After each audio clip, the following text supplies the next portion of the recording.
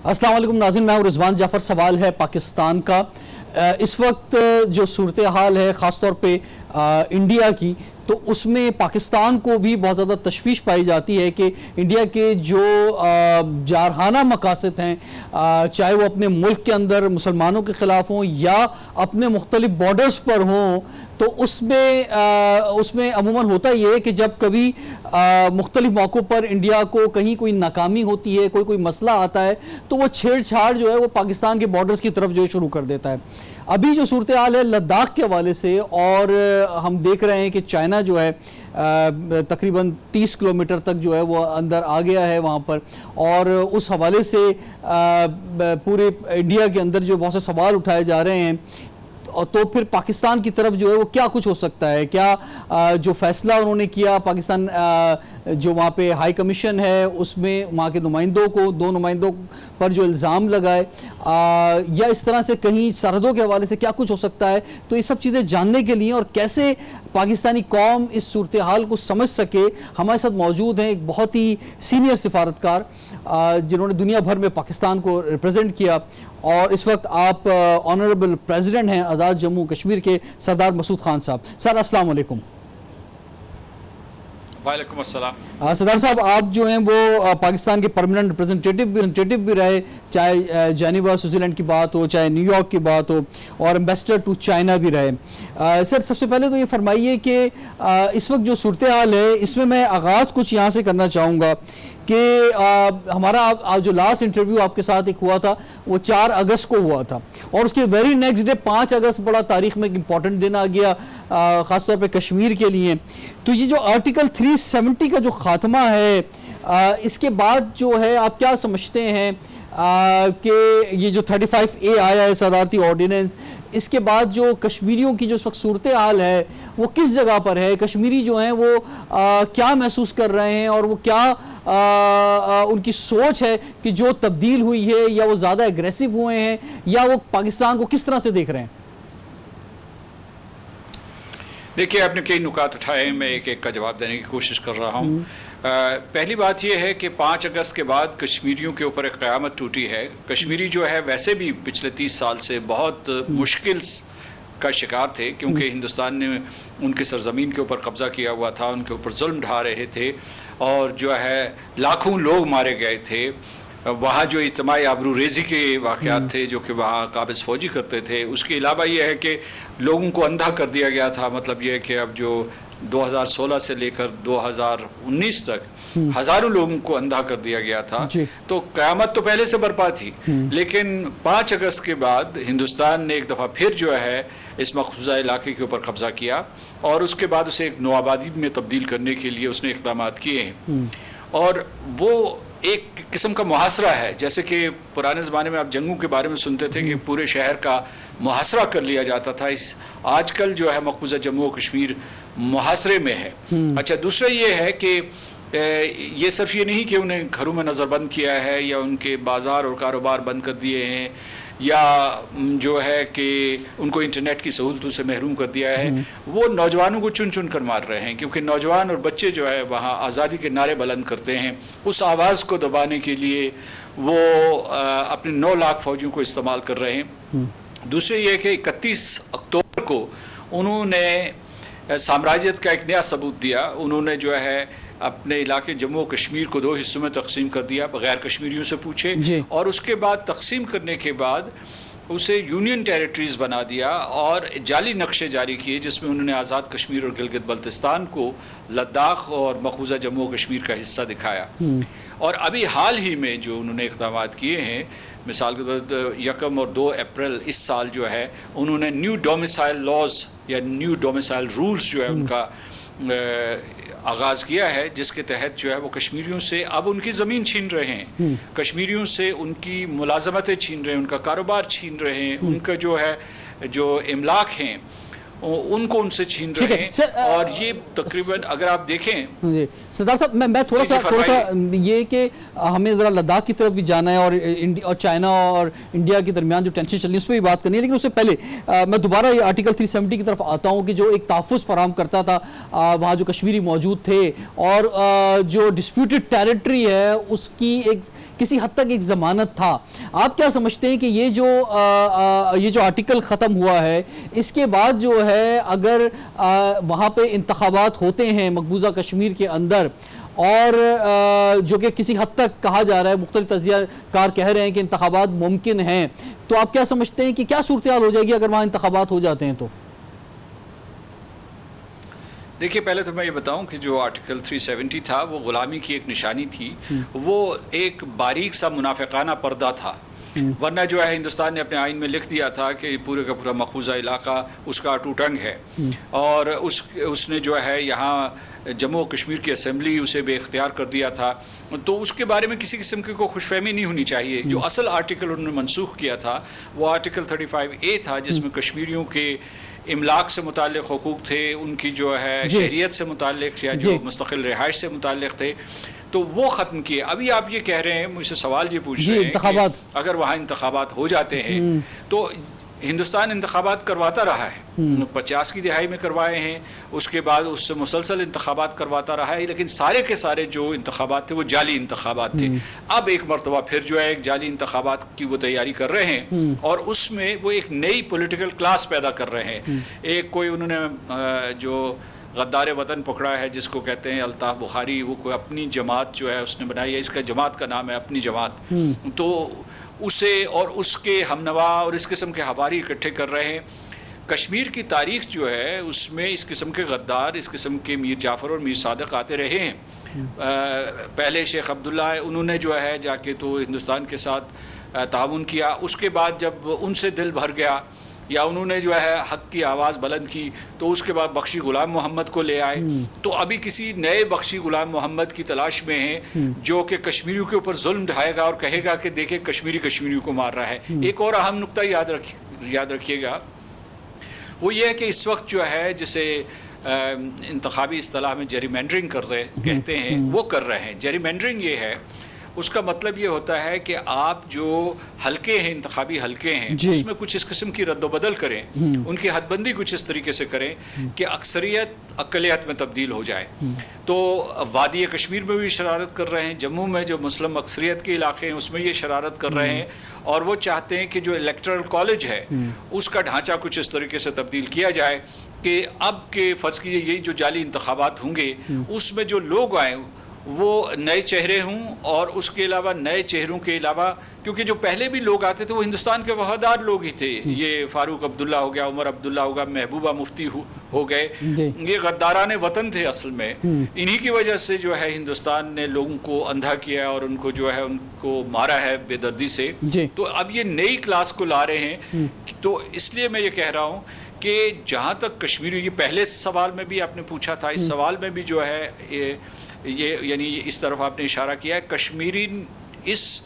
इंतखाबी ढोंग को कबूल नहीं करेंगे और वह हिंदुस्तान के इस तसल्लुत और गलबे को मुस्तरद कर चुके हैं और किसी सूरत में इसके साथ समझौता नहीं करेंगे। ठीक है सर, ये फरमाएं कि ये जो लद्दाख का जो इस वक्त मामला है और ये मकबूजा कश्मीर का बुनियादी तौर पे हिस्सा है, लेकिन चाइना का इस तरफ जो आगे बढ़ना, और हमारे व्यूवर्स यकीनी तौर पे जानते होंगे कि एक डिस्प्यूटेड टेरिटरी में जब आप इस तरह की सड़कें तामीर करेंगे और आप जो हैं वो इस तरह का इंफ्रास्ट्रक्चर डेवलप करेंगे तो आप सामने वाले को मौका देते हैं कि वो कोई एक्शन ले। तो जब ये एक्शन जो है चाइना ने लिया है तो आप क्या समझते हैं सर, ये जो सूरत हाल है ये कहाँ तक जाएगी? आप इस पर बड़ा वसी तजुर्बा रखते हैं और चाइना को जो आगे तक जा रहा है, और पहले भी वो इंडिया के मुकाबले में जब भी जंगें हुई उसे कामयाबियाँ मिलती रही हैं, तो अब चाइना की सोच क्या है, उसने कहाँ तक जाना है आगे इस मामले में? देखिए, हिंदुस्तान ये जानबूझ के कर रहा है और कुछ लोग कह रहे हैं कि कुछ और ताकतों के इशारे पे ये कर रहा है, क्योंकि चीन की जो है अमेरिका के साथ रकाबत बढ़ी है और ख़ास तौर से ये जो कोविड-19 के बाद ताल्लुकात ख़राब हुए हैं, तो हिंदुस्तान कहते हैं कि जानबूझ के शरंगेज़ी कर रहा है और उसने अलल ऐलान ये सड़कों की तामीर का सिलसिला शुरू किया। वहाँ जो 3 जगह हैं जहाँ तसादम हुआ है, वहाँ जो है मुतज़ाद बयानात हैं, यानी चीन के और हिंदुस्तान के। लेकिन अगर आप छानबीन करें तो शरारत हिंदुस्तान ने की है, और नरेंद्र मोदी ये कहता है कि वो उसे सन 1962 में हिंदुस्तान की जो शिकस्त हुई थी चीन के हाथों, उसका बदला लेना चाहता है। और दूसरी तरफ जो चीन के लोग हैं, चीन की क़यादत ये कह रही है कि लाइन ऑफ एक्चुअल कंट्रोल जो है, जो एक आर्जी लाइन है, उसके खतूत वाज़े हैं, उसके फीचर्स वाजे हैं, लिहाजा उनकी खिलाफ वर्जी ना की जाए। तो चूँकि हिंदुस्तान ने इस तरफ तामीर शुरू की है, तो उन्होंने भी सफ़बंदी की है और उन्होंने भी अपनी अफवाज को इस तरफ जो है मुतय्यन किया है चीनियों ने, और चीन के commander in chief Xi Jinping ने उनको हुक्म दिया है कि वो तैयार रहें, क्योंकि हिंदुस्तान जो है किसी मुहिम जोई की तैयारी कर रहा है। एक चीज़ और मैं आपको बता दूँ, मुझे नहीं लगता कि चीन और हिंदुस्तान के दरमियान तसादम होगा, इसलिए कि हिंदुस्तान को ये मालूम है कि अगर तसादम हुआ तो शायद इस मर्तबा जो है उसको सन 1962 से बदतर शिकस्त का सामना करना पड़ेगा। लेकिन सर, जिस तरह आपने फरमाया कि कुछ और ताकतें जो चाह रही हैं, तो इसमें आप क्या समझते हैं कि वो यूएनओ की कुछ इन्वॉल्वमेंट हो सकती है, कोई अमेरिका की या इसराइल के हवाले से भी कुछ बातें की जा रही हैं, वो इन्वॉल्वमेंट, तो फिर मामला दूसरी तरफ बढ़ जाएंगे अगर कोई इन्वॉल्वमेंट होती है तो? देखिए, मैं आपको बताऊं, हिंदुस्तान भी जो है वो सियाना है, उनको पता है कि मैं आपको ये बता रहा था कि देखिए अगर इनको शिकस्त होती है तो इसे भी उन्हीं अल्फाज में याद करेंगे नरेंद्र मोदी को, जिस तरीके से वो नेहरू को याद करते हैं, क्योंकि नेहरू के ऊपर एक बहुत बड़ा धब्बा ये है उसकी लेगेसी के ऊपर कि उसने जो है चीन से शिकस्त खाई थी, या उसके अफवाज हिंदुस्तान ने शिकस्त खाई थी, तो उसका सामना नहीं करना पड़ता। बल्कि मैं तो समझता हूँ हिंदुस्तान ने पहले ही घुटने टेक दिए हैं। चीन की तरफ से मुसालिहत के पैगामात आ रहे हैं और हिंदुस्तान की तरफ से जो है वो सफारतकारी की बात हो रही है। हमसे नहीं वो सफारतकारी की बात करता। हम बार बार कहते हैं कि भाई ये तसादम नहीं करना चाहिए कश्मीर के सिलसिले में, और हमें मुज़ाकराती मेज़ों के ऊपर आना चाहिए, मुज़ाकरात की टेबल पे आना चाहिए और एक दूसरे के साथ गुफ्तशुनीद करनी चाहिए। तो हमें धमकियाँ देता है, कहता है मैं कब्ज़ा करूँगा, मैं हमला करूँगा, मैं न्यूक्लियर असला इस्तेमाल करूँगा। चीन के सामने बिल्कुल खामोश हो गया है बादब। और फिर यह है कि जो अमेरिका को से कहलवा रहा है, वाशिंगटन से, बल्कि प्रेसिडेंट ट्रंप से कहलवाया कि जी मैं सालसी करने के लिए तैयार हूँ। तो इससे हिंदुस्तान की कमज़ोरी ज़ाहिर हो रही है, लेकिन कमज़ोरी का ये मतलब नहीं कि वो शरारत नहीं करेगा या यहाँ कशीदगी की फिजा को बरकरार नहीं रखेगा। ठीक है, तो आप ये समझते हैं कि यूएनओ की कोई इन्वॉल्वमेंट नहीं हो सकती? चीज़ मैं आपको बताना चाहता हूँ जी, देखिए मैं एक और चीज़ बताना चाहता हूँ। यूएनओ जो है वो इस किस्म के मामलात में पड़ता ही नहीं। यूएनओ की हैसियत जो है वो कमज़ोर हो चुकी है। आप ये देखिए कि जब 2 बड़े ममालिक मुतसादम हों, मसलन जो है हिंदुस्तान और चीन, और उसमें अमेरिका के मफादात भी हों, तो या जो एक परमानेंट 5 हो, यानी इस वक्त परमानेंट 5 में से एक मुल्क जो है वो चीन है, तो वो कभी हाथ ही नहीं डालता। मैं ख़ुद जो है पाकिस्तान की अक़वाम मुत्तहिदा की सलामती काउंसिल में नुमाइंदगी कर चुका हूँ 2 साल तक, तो मैं उसके डायनामिक्स से वाकिफ़ हूँ। तो मैं आपको ये बताता हूँ कि अक़वाम मुत्तहिदा का सेक्रेटरी जनरल जो है वो ज़्यादा से ज़्यादा एक बयान दे सकता है कि जनाब इलाके में कशीदगी को न बढ़ाया जाए और पुरअमन ज़राए को इस्तेमाल किया जाए, तो वो किसी किस्म का कोई किरदार अदा नहीं कर सकता। लेकिन एक चीज़ ये मैं आपको बताता हूँ कि ये जो सूरत हाल बन रही है, इसमें यानी मुझे ख़तरा ये है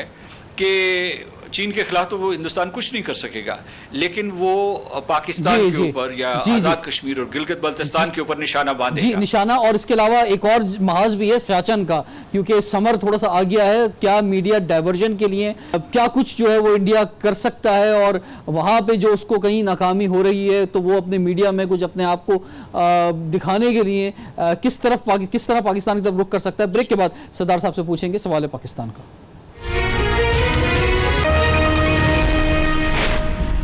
वेलकम बैक। सवाल है पाकिस्तान का। हमारे साथ हैं सरदार मसूद खान साहब, honourable president Azad Jammu and Kashmir. Masood Khan साहब, फरमाइए कि ये जो हम लद्दाख में सूरत हाल देख रहे हैं, और इंडियन मीडिया ने काफ़ी कोशिश की कि इंडिया के खिलाफ,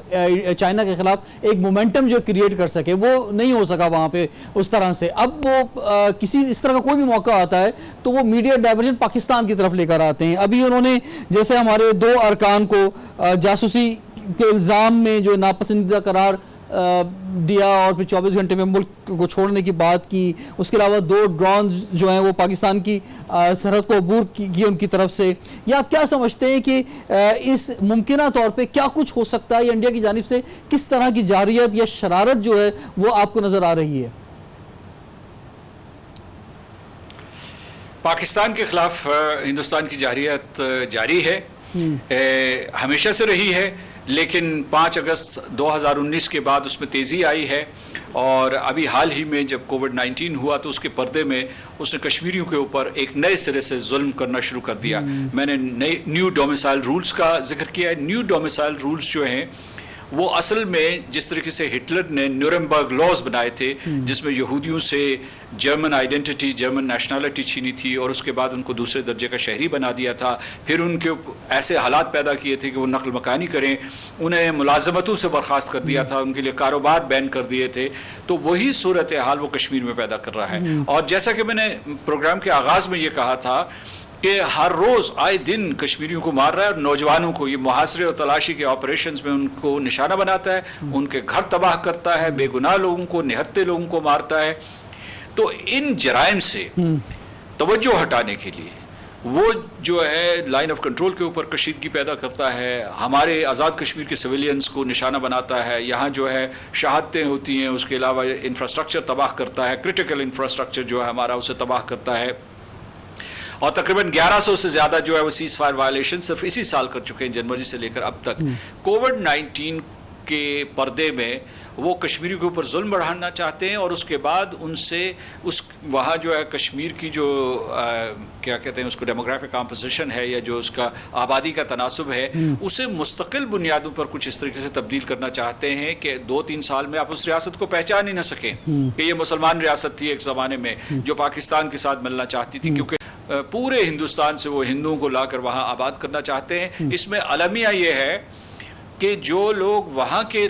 ہیں، جو باشندے ہیں مقبوضہ جموں و کشمیر کے، انہیں ثابت کرنا پڑے گا ایک ڈومیسائل سرٹیفکیٹ کے ذریعے کہ وہ وہاں کے باشندے ہیں، جیسے انہوں نے ہندوستان میں مسلمانوں کے ساتھ کیا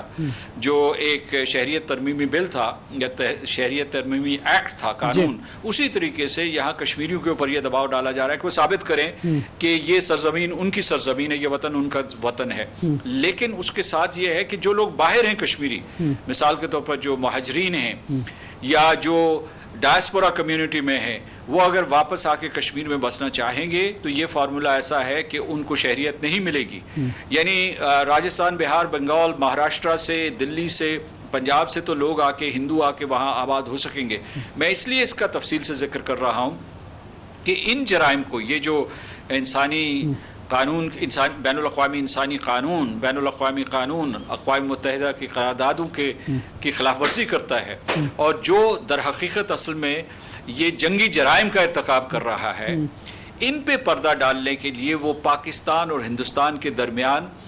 کشیدگی پیدا کرنا چاہتا ہے تاکہ دنیا یہ سوچے کہ 2 جوہری ریاستیں ایک دوسرے کے ساتھ دست بغریباں ہو رہی ہیں اور اس سے نہ صرف اس خطے کو بلکہ ساری دنیا کو خطرہ ہے. ایک اور چیز جس میں اضافہ کرنا چاہتا ہوں کہ اس میں بہت اہم نقطہ یہ ہے کہ انہوں نے تیاری کی ہے، وہ یہ جو مطلب یہ ان کے جو ملٹری کمانڈرز ہیں اور ان کے جو سیاسی رہنما ہیں، ان کی جو انتہا پسند سیاسی قیادت ہے راشٹریہ سوائم سیوک سنگھ کی یا بھارتیہ جنتا پارٹی، انہوں نے مل کر یہ منصوبہ بنایا ہے کہ آزاد کشمیر اور گلگت بلتستان کو نشانہ بنائیں گے. انہوں نے حملوں کی دھمکی دی ہے، ان کا ہم نیوکلیئر اسلحہ بھی استعمال کریں گے. تو کہنے کا مطلب یہ ہے، اور پاکستان کے ٹکڑے ٹکڑے کرنے کی وہ قسم کھا رہے ہیں کیونکہ پاکستان نے ان کے اکھنڈ بھارت اس میں مسعود خان صاحب یہ جو آزاد کشمیر کا ایل او سی ہے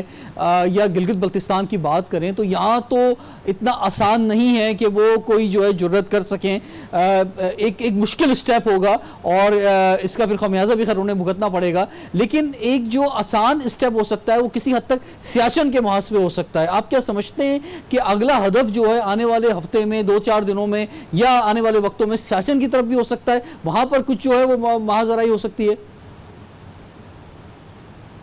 میں سمجھتا ہوں کہ ہمارے تمام علاقے بشمول سیاچن غیر محفوظ ہیں. جو ہندوستان سے جو دھمکیاں آ رہی ہیں اور اس کے بعد جس قسم کی وہ جنگی تیاری کر رہے ہیں تو لیکن یہ ہے کہ جو آپ کہہ رہے ہیں سیاچن میں بھی کچھ ہو سکتا ہے، لیکن اس سے زیادہ خطرہ یہ ہے کہ انہوں نے یہ ہتھیار بڑے عرصے تک استعمال کیا ہے کہ وہ دہشت گردی کی ایک من گھڑت کہانی کے ذریعے پاکستان کے اوپر حملے کے لیے جواز پیدا کرتے ہیں اور پھر بین الاقوامی برادری کو گمراہ کرنے کی کوشش کرتے ہیں، جیسے کہ آپ نے دیکھا ہوگا پلوامہ میں انہوں نے کیا ایک فالس فلیگ آپریشن تھا، اب وہ ایک اور فالس فلیگ آپریشن کر سکتے ہیں، کیونکہ آپ نے دیکھا ہوگا کہ اس قسم کے کئی قسم کے جھوٹ بول رہے ہیں آج کل، یہ کہہ رہے ہیں کہ اور اب انڈیا کے اندر اپنے اندر جو ہے پلوامہ کے حوالے سے یا جتنے بھی اس طرح کے جعلی اور جھوٹے جو ہیں وہ چیزیں ہوئی ہیں اس پر وہیں پر بہت زیادہ سوال اٹھائے جا رہے ہیں کہ بھئی یہ آپ اگر کوئی اس طرح کا کوئی آئیڈیا کریٹ بھی کرتے ہو تو کم سے کم اس کو اس طرح تو کرو کہ وہ کچھ ریئل لگے۔ جو پلوامہ کا اصل محرک تھا، ایک پولیس آفیسر تھا، وہ تو پکڑا گیا بعد میں، وہ کہیں ان کو کچھ لوگوں کا جو سو کالڈ جن کو نام نہاد ملیٹنٹس کہتے ہیں ان کا سہولت کار تھا، اور اس کے اوپر یہ بھی الزام ہے کہ جو ہندوستان کی پارلیمنٹ کے اوپر حملہ ہوا تھا اس وقت بھی وہ ایک شخص کا سہولت کار تھا۔ تو یہ جو ہے یہ ایک انٹیلیجنس آپریشن ہے،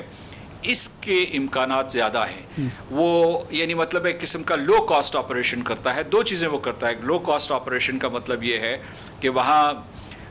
دہشت گردی کا ایک واقعہ کروایا، پاکستان کے اوپر الزام دھر لیا، اور اس کے بعد جو ہے پاکستان کے اوپر ایک قسم کا جعلی حملہ کر دیا، پہلے جو ہے سرجیکل سٹرائکس کی تھی۔ اچھا، اس میں مسعود خان صاحب تھوڑا سا آگے کی بات ایک کرتے ہیں کہ اس وقت سوشل میڈیا پر ہم دیکھ رہے ہیں کہ بہت زیادہ آواز یہ آ رہی ہے کہ لداخ میں چائنا جو ہے آگے کی جانب بڑھا ہے اور وہاں پر وہ ہے اس نے پیش قدمی کی ہے،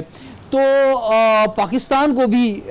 پاکستان کے اندر بھی اور پاکستان سے باہر بھی دنیا بھر میں جو پاکستانی اور خاص طور پہ کشمیری ہیں وہ کہہ رہے ہیں پاکستان سے کہ پاکستان کو بھی آگے بڑھنا چاہیے اور مقبوضہ کشمیر میں خاص طور پہ جو کشمیر ویلی ہے اس طرف جو ہے پیش رفت کرنی چاہیے۔ آپ اس آئیڈیا کو جو اس وقت بڑی تعداد میں سوشل میڈیا پہ ہم دیکھ رہے ہیں کہ لوگ کہہ رہے ہیں کہ ادھر سے اگر ایک جانب سے حملہ ہو رہا ہے لداخ کی جانب، چائنا کی جانب سے، تو پاکستان ایک امن پسند ملک ہے، لیکن جو ظلم و بربریت ہو رہی ہے، کل بھی 13 کشمیریوں کو وہاں پہ شہید کر دیا گیا ہے اور اس پر آج دفتر خارجہ نے اپنی مذمت بھی جاری کی ہے، تو اس پر پاکستان بھی کچھ سٹیپ لے، خالی بیانات سے اور مذمت کرنے سے کچھ نہیں ہوگا۔ بڑی حد تک آپ بات صحیح کہہ رہے ہیں، لیکن یہ میں آپ کو بتاؤں کہ چین نے ابھی تک حملہ نہیں کیا، یعنی چین نے فوجی تیاری کی ہے اور فوج آپ کی بھی تیار ہے، لائن آف کنٹرول کے اوپر، لائن آف ایکچوئل کنٹرول کے اوپر تیار ہے، ہندوستان کا مقابلہ کرنے کے لیے تیار ہے، پاکستانی بھی تیار ہیں، اور یعنی یہ آپ یہ کہتے ہیں کہ دو طرف سے ہندوستان کے اوپر حملہ ہو، ابھی جو ہے روایتی جنگ کی وہ فضا پیدا نہیں ہوئی ہے، لہٰذا اسے اس قسم کی کوئی نقل و حرکت جو ہے وہ قبل از وقت ہوگی، اور وہ یعنی مطلب چین کے ساتھ مشورے کے ساتھ نہیں ہوگی، چین سے مشورہ کیے بغیر ہوگی۔ اس میں صرف یہ ہے کہ آپ کی جو فتح ہے وہ یہ ہے کہ ہندوستان سمجھتا تھا کہ 5 اگست کے بعد پاکستان سفارتی سطح پہ تنہا رہ جائے گا، لیکن سلامتی کونسل میں جب ایک اجلاس ہوا تو پاکستان کے لیے یعنی کشمیر کے اوپر جو اجلاس ہوا 50 سال کے وقفے کے بعد، تو پاکستان کے لیے ایک بہت بڑی کامیابی تھی۔ دنیا بھر کے ذرائع ابلاغ اور جو ان کے پارلیمنٹیرینز تھے وہ اٹھ کھڑے ہوئے اور انہوں نے ہندوستان کی توقع کے برعکس نشانہ تنقید بنایا اور ہندوستان کو اصل چہرہ دکھانے کے لیے انہوں نے ایک مہم چلائی۔ تو لیکن اب جو لداخ کی وجہ سے ہوا ہے وہ یہ ہوا ہے کہ یعنی فوجی سطح پہ بھی پاکستان تنہا نہیں ہے، یہ ایک سگنل چلا گیا ہے، کیونکہ ادھر چین موجود ہے، ادھر پاکستان موجود ہے۔ ایک اور نقطہ ذہن میں رکھیے گا، ہندوستان یہ کہنے کی کوشش کر رہا ہے کہ یہ جو کشمیر میں وہ مظالم کرے گا وہ بعض باہر کی سامراجی قوتوں کو یہاں لائے گا اور ان کو کوئی مفادات دے گا تو ان کو اپنے گارنٹور کے طور پر، ضامن کے طور پر بھی استعمال کرے گا۔ تو اس وجہ سے بھی جو ہے چین کو ایک براہ راست خطرہ ہے کہ مطلب جو بڑی ریاستیں ہوتی ہیں، اور میں پاکستان کو بھی ایک بڑی ریاست سمجھتا ہوں کیونکہ ایک نیوکلیئر ریاست ہے، تو اس کو ہر فلینک کور کرنا پڑتا ہے، ٹھیک ہے،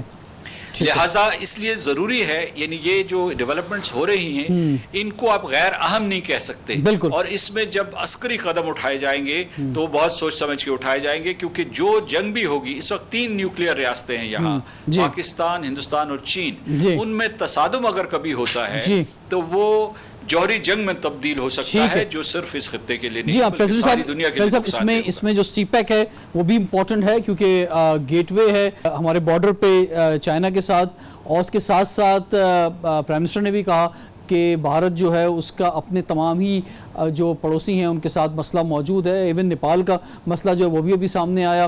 اور اس کے ساتھ ساتھ جو انڈیا میں جو مسلمز ہیں جس طرح سے ان کو بھی نشانہ بنایا جا رہا ہے. آپ سے بریک کے بعد جانیں گے. سوال ہے پاکستان کا.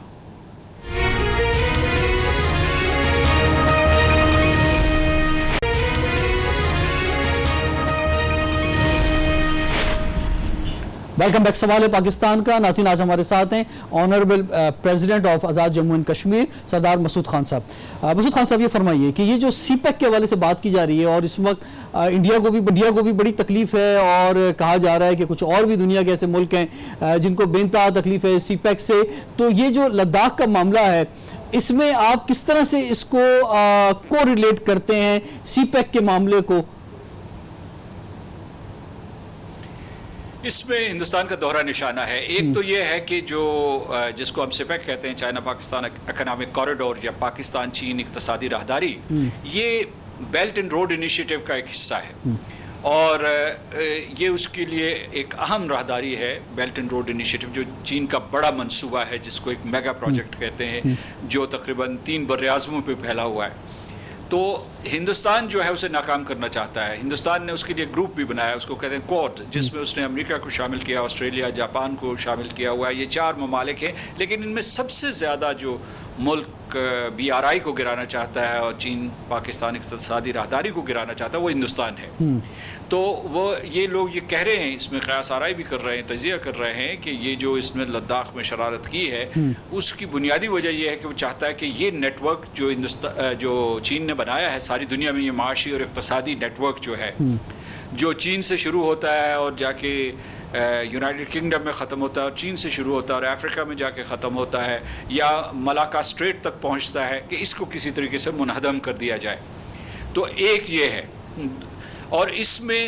براہ راست جو ان کا نشانہ ہے وہ چین پاکستان اقتصادی راہداری ہے. اس کے اوپر وہ جو ہے نہ صرف اعتراض کر چکا ہے بلکہ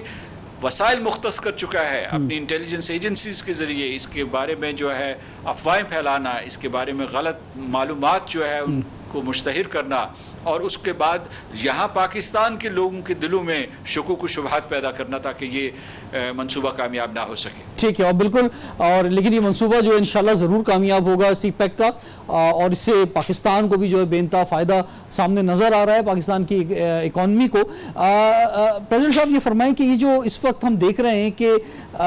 چاروں طرف سے بھارت کے جو پڑوسی ہیں ان سب سے ہی معاملات خراب ہیں بھارت کے, اور بھارت کے اندر جو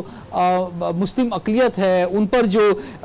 ایکٹ آیا جس کا آپ نے ذکر کیا اقلیتی شہریت کا بل کے حوالے سے, تو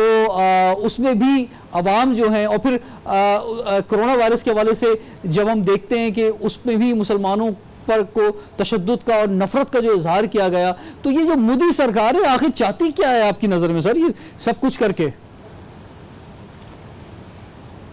دیکھیے, نریندر مودی جو ہے وہ ساری دنیا میں گھومتے تھے اور اس کے بعد دنیا کو تاثر دینے کی کوشش کر رہے تھے کہ وہ تو ساری دنیا سے جڑے ہوئے ہیں, ان کا تو دنیا میں بہت اعلیٰ مقام ہے, اور ہندوستان جو ہے اس کے لیے مارکیٹس ہیں اور ہر طرف ان کی مانگ ہے. ثابت یہ ہوا کہ اپنے نیبرہڈ میں وہ تنہا ہیں, ہر ایک سے دشمنی ہے, نیپال ہو, شری لنکا ہو, بنگلہ دیش ہو, اور اس کو پاکستان کے ساتھ تو خیر ان کی روایتی دشمنی ہے. تو ایک تو یہ پہلو ہے. دوسرا یہ ہے کہ ان کی انتہا پسندانہ پالیسیوں کی وجہ سے ان کی معیشت کے اوپر بھی بہت ہی منفی اثرات مرتب ہوئے. اور تیسرا پہلو یہ ہے کہ اس صدی میں فسطائیت کا سر جو ہے وہ ہندوستان میں اٹھا ہے, اور اس میں یہ ہے کہ یہ فسطائیت جو ہے یہ پچھلے سال کی فسطائیت یا جو ناٹسی ڈاکٹرن تھا اس سے بدتر ہے. وہ نسلی برتری کی بات کرتے تھے اور وہاں آبادیاں کم تھی. یہاں انہوں نے یہ کہا ہے کہ پورا بر صغیر جو ہے پوتر اس وقت ہوگا جب یہاں مسلمان نہیں ہوں گے, یہاں عیسائی نہیں ہوں گے, اس کے بعد سکھ نہیں ہوں گے, صرف ہندو ہوں گے, اور وہ بھی اعلیٰ ذات کے ہندو ہوں گے, کیونکہ دلتس جو ہیں ان کو وہ انسان نہیں سمجھتے, جانوروں سے بدتر سمجھتے ہیں. تو یہ فلسفہ جو ہے یہ اگر فلسفے کی حد تک رہتا, یعنی وہ مطلب ہے پرامن طریقے سے اس کا پرچار کرتے اور لوگوں کو منوانے کی کوشش کرتے تو وہ ایک الگ بات تھی. انہوں نے یہ کیا ہے کہ وہ جو ان سے اتفاق نہیں کریں گے انہیں منظم انداز میں قتل کریں گے. اور موب لنچنگز جو ہے ان کا انہوں نے طریقہ اختیار کیا ہے. ان کے جو بڑے ہیں وہ انہیں ہدایت دے گئے ہیں کہ مسلمانوں کو مارو، قتل کرو،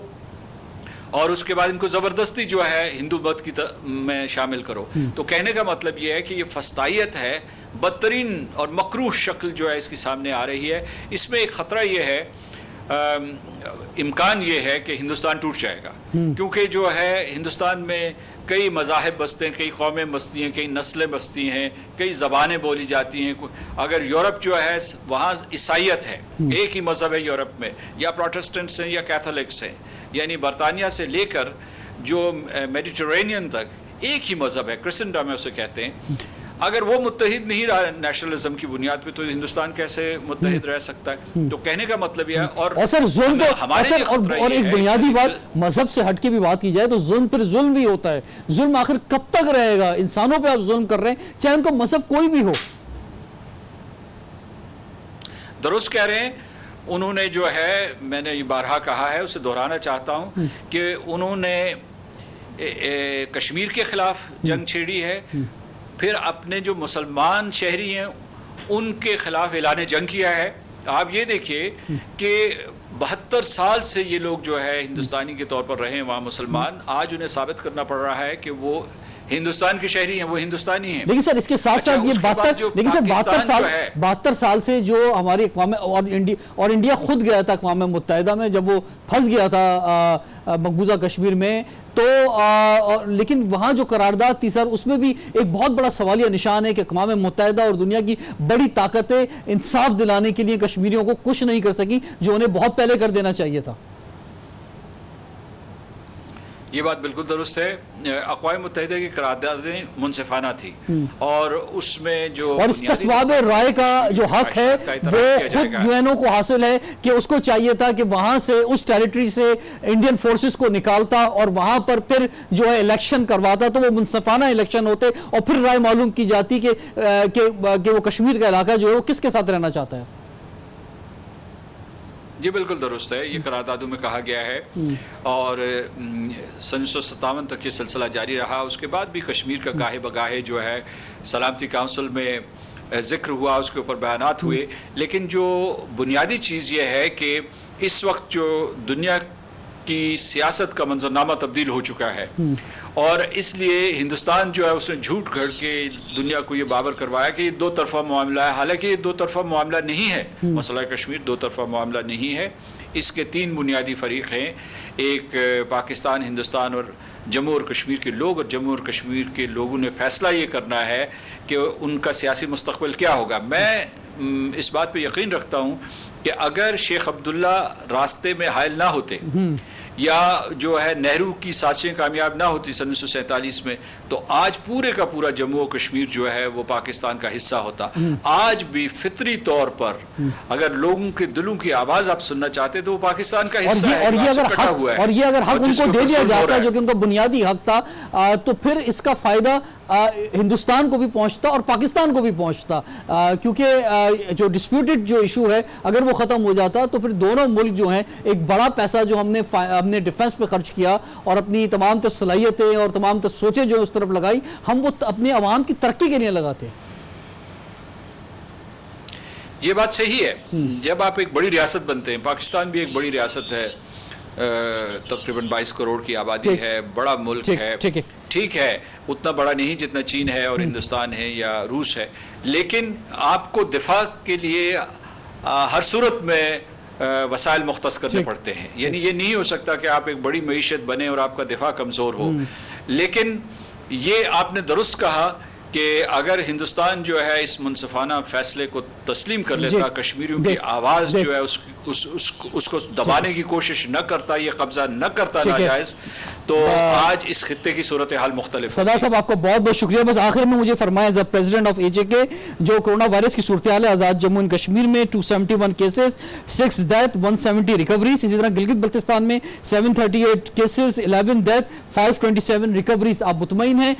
جو جس طرح سے گورنمنٹ جو ہے وہاں پہ کام کر رہی ہے AJK میں اور گلگت بلتستان میں خاص طور پہ؟ ہم خوش قسمت رہے ہیں کہ بڑی حد تک صورتحال قابو میں ہے اور یہاں جو ہے سپائک جو ہے وہ آہستہ رہی ہے، اتنی زیادہ تیزی سے نہیں بڑھی،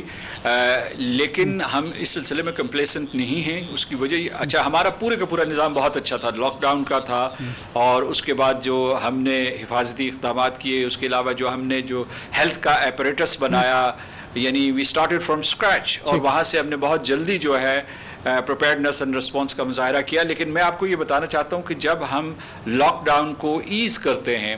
تو اس وقت جو الجھن پیدا ہوتی ہے، کیونکہ بعض اوقات لوگ یہ نہیں سمجھ پاتے کہ خطرہ ابھی اسی طریقے سے برقرار ہے اور حفاظتی تدابیر اختیار کرنی چاہیے۔ تو یہ چیلنج صرف آزاد کشمیر کا نہیں، گلگت بلتستان کا نہیں، پورے پاکستان کا ہے۔ اور میرا خیال ہے کہ اس میں آنریبل پریزیڈنٹ صاحب کے ابھی جو لاسٹ پرائم منسٹر نے جو اظہار خیال کیا، اس میں جو سیاحت کے حوالے سے بات کی، ٹورزم کو اوپن کرنے کے لیے، تو یہ سارے علاقے جو ہیں، چاہے آزاد کشمیر ہو، گلگت بلتستان ہو، کے پی کے اپر سائٹ ہو، آپ کیا سمجھتے ہیں کہ یہ خطرہ نہیں ہے کہ ہم سیاحت اوپن کر رہے ہیں اور بڑی تعداد میں اگر لوگ جاتے ہیں وہاں پہ، ایس او پیز پہ ہم لوگ ویسے ہی کم عمل کرتے ہیں، تو ایک تھوڑا سا ڈاؤٹس موجود ہیں اس حوالے سے؟ دیکھیے خطرہ مول لینا پڑے گا۔ میں آپ کو ایک بات بتاؤں، ہم 3-4 محاذوں پہ لڑ رہے ہیں، لیکن 2 محاذ جو ہیں وہ انتہائی اہمیت کے حامل ہیں۔ ایک محاذ ہے اس پینڈیمک کا، کورونا وائرس پینڈیمک کا، اس کے اوپر ہم نے قابو پانا ہے اور اس سے آبادیوں کو بچانا ہے۔ یہ ایک بہت ہی اشد ضروری ترجیح ہے اور اس سے کوئی مفر نہیں ہے، مطلب ہے آپ کو اسے کرنا ہی کرنا ہے۔ دوسرا یہ ہے کہ آپ معیشت کو نہیں بٹھا سکتے، یعنی مطلب یہ ہے کہ اگر لوگوں کے پاس روزگار نہیں ہوگا، اگر ان کے پاس کاروبار نہیں، اگر بھوکوں مرنا شروع ہو جائیں گے، تو ان میں ایک ٹینشن ہے، ان دونوں ترجیحات میں ایک ٹینشن ہے۔ لیکن سر اس میں ایک اور تیسری چیز ہے، وہ ہے ہیلتھ فیسیلیٹیز۔ ہیلتھ فیسیلیٹیز وہاں پہ موجود ہیں، اگر وہ خطرہ ہوتا ہے تو پھر لوگوں کو ہینڈل کیا جائے گا صحیح طریقے سے، یہ بھی امپورٹنٹ بات ہے۔ جی بالکل صحیح ہے۔ تو میں آگے یہ کہنا چاہتا ہوں کہ کچھ سیکٹرز جو ہے آپ نے کھولنے ہیں، مثال کے طور تعمیر کا، مثلا جو ہے سیر و سیاحت کا، لیکن اس کے ساتھ ساتھ یہ ہماری جو حکومتوں کی یا حکومتی اداروں کی ذمہ داری بڑھ جاتی ہے کہ لوگوں کو آمادہ کریں، یعنی اویئرنیس ریزنگ کے ذریعے، اس کے بعد تربیت کے ذریعے، کہ وہ احتیاطی تدابیر کو اختیار کیے رکھیں، کیونکہ اگر بے احتیاطی ہوئی تو اس سے یہ وبا بڑھ سکتی ہے، اور وبا بڑھی تو پھر اس کا دوبارہ معیشت کے اوپر اثر ہوگا۔ اچھا یہ چیلنج صرف پاکستان کا نہیں ہے یا جنوبی ایشیا کے دوسرے ممالک کا نہیں، یہی چیلنج جو ہے اٹلی نے فیس کیا ہے، اسپین نے کیا ہے، امریکہ نے کیا ہے، برطانیہ نے کیا ہے۔ تو ہم اس چیلنج سے گزر رہے ہیں۔ ہماری خدا تعالیٰ سے دعا ہے کہ ہم اس میں کامیاب ہوں اور پاکستان اور آزاد کشمیر کو مضبوط سے مضبوط تر کر سکیں۔ بہت بہت شکریہ، آپ نے ہمیں ٹائم دیا۔ سردار مسعود خان صاحب، honourable president Azad Jammu and Kashmir, Rizwan Jafar کو اجازت پاکستان کا۔